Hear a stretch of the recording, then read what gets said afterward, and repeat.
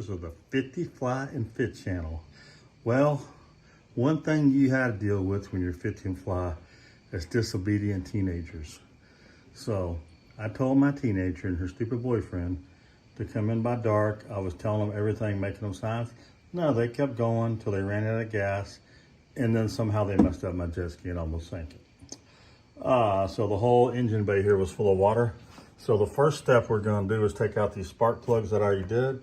We're going to try to start it and see if we can get some of this water out. It should come squirting out. Well, maybe it's not going to do anything because they probably shorted the battery out too. Oh well. Batteries don't usually do too good when they're underwater. Oh, no. Water works. Yeah, that's called a free shower for having a teen.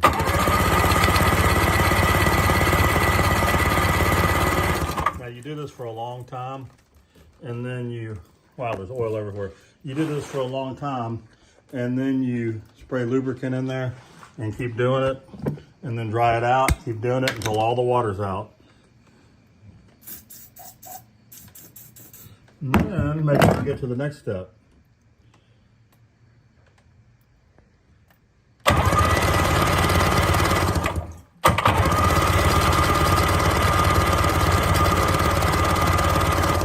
Teenagers, you gotta love them, right? They make you age more than anything. Now, one good thing about this is it's a two-stroke, so there's less contamination.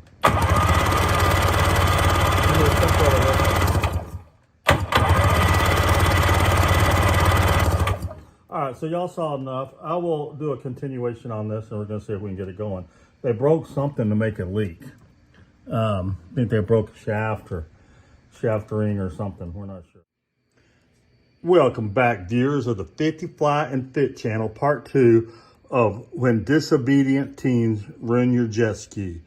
As we were going over on episode 1, I told you the teens didn't listen, ran it out of gas, almost sunk my jet ski.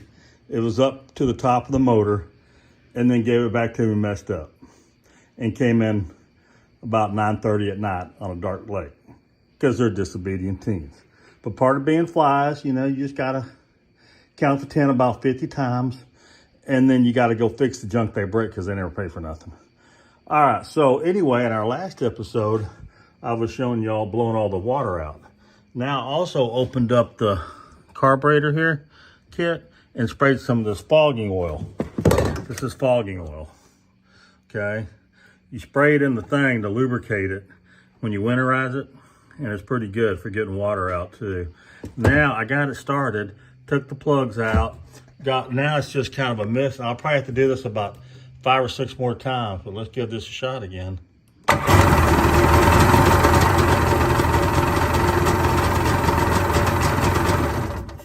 Country boy can survive. I wanted to speak some beach nut in that boy's eye, but I don't dip. So I just had to bitch at him. So anyway, we got the motor running good. And now we're going to figure out why it's leaking. But I'm going to have my mechanic do that because part of being 50 Fly is Clint Eastwood once said, a man's got to know his limitations. Now, a good 50 Fly guy like me knows his way around a motor. But I don't know anything about boat seals or anything. So I'm going to let somebody else do that. Anyway, stay fly, stay fit, and fix your own shit if you can. Because guys that can't do oil changes and fix stuff are a bunch of homos. They're called women. All right? Oh, these guys that can't do their oil change. Come on. And can't even change a tire when they're like 30 years old. That's really sad. All right. Out at 50 Fly, stay fly, fit and stay fly.